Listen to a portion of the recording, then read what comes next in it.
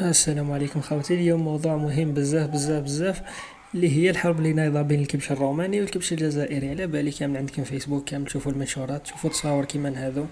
كاين اللي يقول لك هذا قط، كاين اللي يقول لك هذا كانيش وما باش هو.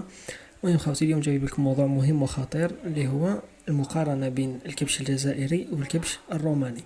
اول حاجه نحطوا الكبش تاع رومانيا علاه مليح، ونحطوا الكبش تاعنا علاه مليح. شوفوا في الفيديوهات صح يبانو صغار مخلوعين يسخبطوا كيتمسن، ما تعرف والو هذا كبش ولا قط. شوف ما عنده لا قرون، ما عندوش صدر، ما باليش تحسم مش كيما تاع ناس قهوه واقف وقفه صحيحه. وكاين بعض الناس ما يهضروا هدار، يقول لك هذا تاعهم بنين على تاعنا وما يصرفوش بزاف ونقي، يقول لك ما فيش الريحه. المهم هو بنين وكلش، هذه حاجه باينه، باسكو كي تشوفو تعرف يعني كامل اللحم. ثاني حاجه الكبش تاعنا، الكبش تاع البلاد بلا ما نهضروا عليه زعما معروف. الكبش يا خويا رجله عنده صدر سمين فيه كلش.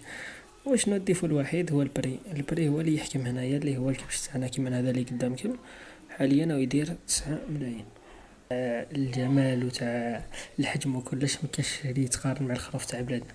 قد ما نكذبوا على رواحنا، باين الخروف تاع البلاد يبقى خير 100 مرة من الخروف تاع رومانيا. شو انا ما نقولك شري هذا، ما نقولك شري الاخر. اول حاجه اللي ينساها الشعب كامل، لانه العيد ماهوش لحم برك، العيد طقوس، هيبه، روح، حكايات، قصرة، شغل ما باليش. عادو يهتموا بزاف باللحم، واحد يقولك نوزنو، واحد ما باليش هو.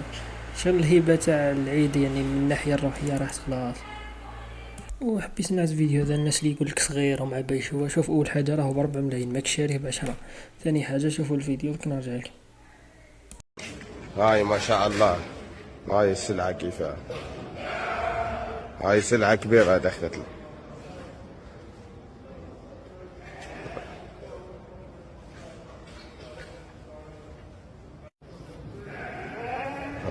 كما شفتوا الكبش الله يبارك غير ب4 ملايين. هذا كنت تدخل السوق وتشريه في السلالة تاعنا، اقسم بالله ما تجيبو ب7 8. يعني سومة راهي مليحة ومليحة بزاف. هي صح تاعنا يبقى خير، لكن بالنسبة للبري مليح. وزيدو شوفوا الفيديو هذا كما شفتوا. خوتي هاهم الكباش تاع رومانيا ما شاء الله. الله عليك، الله يبارك.